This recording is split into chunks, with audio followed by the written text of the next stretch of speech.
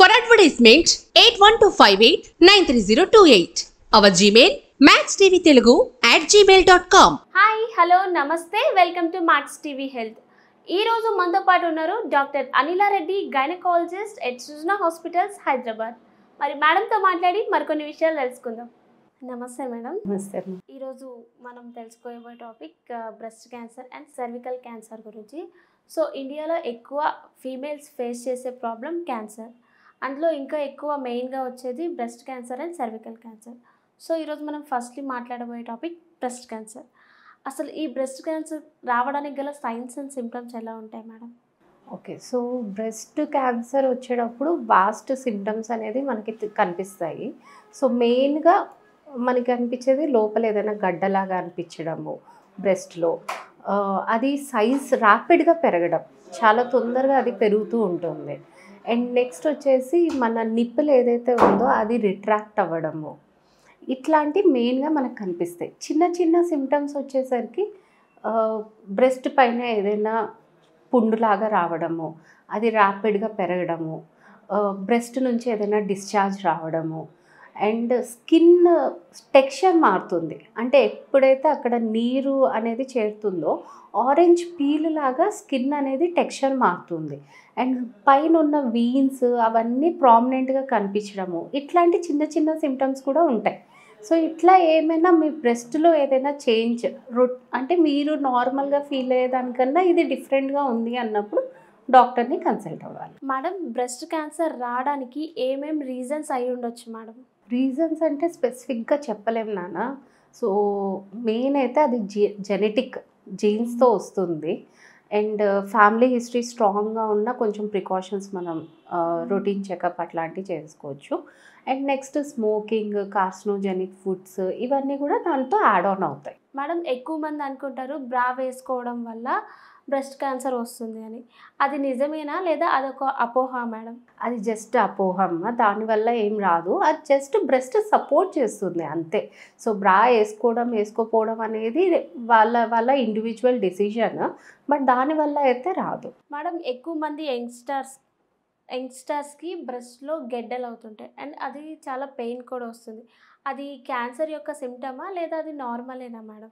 So కొంతమందికి pain వస్తుంది. అది మ్యాక్సిమం చాలామంది 90-95% అమ్మాయిలు చెప్పేది పీరియడ్ స్టార్ట్ అయ్యే ముందు, అంటే ప్రీ మెన్స్ట్రల్గా అది వస్తుంది అనమాట. అట్లాంటి పెయిన్ని మనం ఎక్కువ కన్సిడర్ చేయక్కర్లేదు, అది నార్మల్ తగ్గిపోతుంది. అండ్ కొంతమందికి గడ్డలు ఉంటాయి. సో ఆ గడ్డలకి ఏంటంటే మనం ఎఫ్ఎన్ఎస్సి అని టెస్ట్ చేస్తాము. టెస్ట్ చేసి అది నార్మలా లేకపోతే ఏదైనా ప్రమాదకరమా అని చూస్తాము. అది నార్మల్ అయితే దాన్ని చిన్న చిన్నవి అయితే వదిలేస్తాము. బట్ దానివల్ల తనకి ఏమైనా హెవీనెస్ ఫీల్ అవుతుంది అంటే చాలా పెయిన్ వస్తుంది, బరువుగా ఉన్నాయి అంటే అవి జస్ట్ రిమూవ్ చేస్తే సరిపోతుంది. మేడం, సెల్ఫ్ బ్రెస్ట్ ఎగ్జామినేషన్ అంటే ఏంటి? అది మనం ఎలా చెక్ చేసుకోవాలి madam? So very good point. So self breast examination గురించి every lady should know, every girl should know అమ్మ.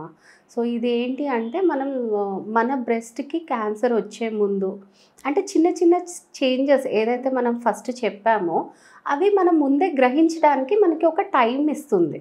So every girl should do this examination, ఓకేనా? So every month. సో ఎప్పుడు చేయాలి, ఏ మంత్లో ఏ టైంలో చేయాలి అంటే ఒక డేట్ పెట్టుకొని ఎవ్రీ మంత్ అదే డేట్లో చేసుకోవచ్చు. బట్ ప్రిఫరబుల్లీ ఎప్పుడు అంటే పీరియడ్ వచ్చిన 1 వీక్ to 10 days లోపల చేస్తే మనకి బెటర్ ఉంటుంది అనమాట. సో ఎందుకు అంటున్నా అంటే మనకి పీరియడ్స్ వచ్చేటప్పుడు చాలామంది అమ్మాయిలకి బ్రెస్ట్ స్వోలన్ అయిపోవడము, పెయిన్ రావడం, ఇందాక మనం డిస్కస్ చేసినట్టు పెయిన్ రావడం, ఇవన్నీ వస్తాయి. సో ఇవన్నీ మనకి ఒక 1 వీక్లో సబ్సైడ్ అయిపోతాయి. కాబట్టి పీరియడ్ వచ్చిన 1 వీక్ 10 days తర్వాత మనం ఈ టెస్ట్ చేసుకుంటే బాగుంటుంది. సో సెల్ఫ్ బ్రెస్ట్ ఎగ్జామినేషన్ ఎలా చేయాలి? సో ఉమెన్ అనేవాళ్ళు మొత్తం అన్డ్రెస్ అయిపోయి మనం మిర్రర్ ముందు నుంచోని both hands on the hips పెట్టి కొంచెం ముందుకు అని చూసుకోవాలి. ఏం చూడాలి? 2 బ్రెస్ట్ సేమ్ సైజ్ ఉన్నాయా, కలర్స్ ఏమైనా మారినాయా, లేకపోతే ఏదైనా సైజ్ డిఫరెన్స్ ఉంటుందా, ఇవి చూసుకోవాలి, ఓకేనా? అండ్ ఎవ్రీ మంత్ సేమ్గా ఉంటుందా? సో ఒక్కసారి చూసుకుంటే మనకి మేబీ అది నార్మలా ఎబ్నార్మలా తెలియదు. ఎవ్రీ మంత్ చూసుకుంటుంటే you will get to know అది నార్మలా ఎబ్నార్మలా అని. అండ్ నెక్స్ట్ వచ్చేసి పడుకొని లై డౌన్ అయ్యి మనం లెఫ్ట్ బ్రెస్ట్ చూసుకోవాలి అంటే లెఫ్ట్ హ్యాండ్ తల కింద పెట్టుకొని రైట్ హ్యాండ్తో 3 ఫింగర్స్, ఈ 3 ఫింగర్స్తో మొత్తం బ్రెస్ట్ని ఎగ్జామిన్ చేసుకోవాలి. సో బ్రెస్ట్ని 4గా డివైడ్ చేసుకొని ఎవ్రీ క్వాడ్రెంట్ ఇట్లా ఇట్లా మనం చూసుకోవాలి. Never press like this. ఇలా ప్రెస్ చేస్తే లోపల ఏదో ఉంది అనిపిస్తుంది. సో 3 ఫింగర్స్తో ఇట్లా ఆర్ జిగ్జాగ్ మేనర్. అండ్ నిప్పిల్ని లాస్ట్కి మొత్తం చూసుకున్నాక నిప్పిల్ని ప్రెస్ చేయాలి. ప్రెస్ చేస్తే ఏమైనా డిశ్చార్జ్ వస్తుందా దాంట్లో ఉంచి అనేది చూసుకోవాలి. సో ఇది ఎవ్రీ మంత్. సో అలానే మళ్ళీ రైట్ బ్రెస్ట్ చూసేటప్పుడు రైట్ హ్యాండ్ కింద పెట్టుకొని లెఫ్ట్ హ్యాండ్ 3 ఫింగర్స్తో మనం ఎగ్జామిన్ చేసుకోవాలి. సో ఇప్పుడు ఇలా ఎగ్జామినేషన్ చేసుకున్నాక నెక్స్ట్ వచ్చేసరికి మన యాక్సిలా అండ్ ఇక్కడ కూడా టెస్ట్ చేసుకోవాలి. సేమ్ 3 ఫింగర్స్తో సర్క్యులర్ మోషన్తో వెళ్ళి యాక్సిలా అండ్ ఇక్కడ టెస్ట్ చేసుకొని ఏమైనా కొత్తగా గడ్డలు అనిపిస్తున్నా స్వెల్లింగ్ అనిపిస్తున్నా ఇమీడియట్గా హాస్పిటల్కి రావాలి. అండ్ నెక్స్ట్ ఏదైనా ఫ్యామిలీ హిస్టరీ ఉంది, ఫ్యామిలీలో ఫస్ట్ డిగ్రీ రిలేటివ్ లేదా మల్టిపుల్ అంటే చాలామందికి వచ్చింది, ఇట్లాంటి వాళ్ళు ఇంకా కాన్షియస్ ఉండాలి. బ్రెస్ట్ ఎగ్జామినేషన్తో పాటు ఎవ్రీ ఇయర్ చెకప్ అనేది వాళ్ళు మిస్ అవ్వకూడదు. ఫ్యామిలీలో జెనెటిక్ పరంగా బ్రెస్ట్ క్యాన్సర్ ఉన్న వాళ్ళు ఎటువంటి జాగ్రత్తలు తీసుకోవాలి మేడం? ఓకే, అదే చెప్తున్నా కదా. సో వాళ్ళు సెల్ఫ్ బ్రెస్ట్ ఎగ్జామినేషన్ చేసుకుంటూ ఎవ్రీ ఇయర్ వాళ్ళ డాక్టర్తో కన్సల్ట్ అవ్వాలి. అండ్ చిన్న చేంజెస్ ఏమైనా నోట్ అయినా ఇమీడియట్గా వాళ్ళు డాక్టర్ని కన్సల్ట్ అయ్యి వాట్ ఎవర్ ఈజ్ నీడెడ్ వాళ్ళు చేసుకోవాలి దాన్ని. సో వాళ్ళకి వచ్చే ఛాన్సెస్ కొంచెం ఎక్కువ ఉంటాయి అన్నమాట. బికాజ్ మనం అనుకున్నట్టు ఇది జెనెటిక్. సో ఆ జీన్స్ వల్ల వీళ్ళకి వచ్చే ఛాన్సెస్ అది కూడా ఫస్ట్ డిగ్రీ రిలేటివా సెకండ్ డిగ్రీ అంటే ఫస్ట్ డిగ్రీ అంటే mother and sisters, aunt, grandmother వీళ్ళందరూ సెకండ్. సో ఇట్లా దాన్ని బట్టి కొంచెం మనం రెగ్యులర్ చెకప్స్, మ్యామోగ్రఫీ ఇవన్నీ మనం వాళ్ళకి సజెస్ట్ చేస్తూ ఉంటాం. ఓన్లీ ఫీమేల్స్కే బ్రెస్ట్ క్యాన్సర్ వస్తుందా లేదా మేల్స్కి కూడా బ్రెస్ట్ క్యాన్సర్ వస్తుందా మేడం? సో ఇది చాలామంది అడగరు. మేల్స్కి కూడా బ్రెస్ట్ టిష్యూ ఉంటుంది, బట్ అది ఇన్యాక్టివ్లో ఉంటుంది. లోపల డక్స్ అనేవి ఇన్యాక్టివ్ ఉంటుంది, కానీ బ్రెస్ట్ టిష్యూ అని ఉంటుంది.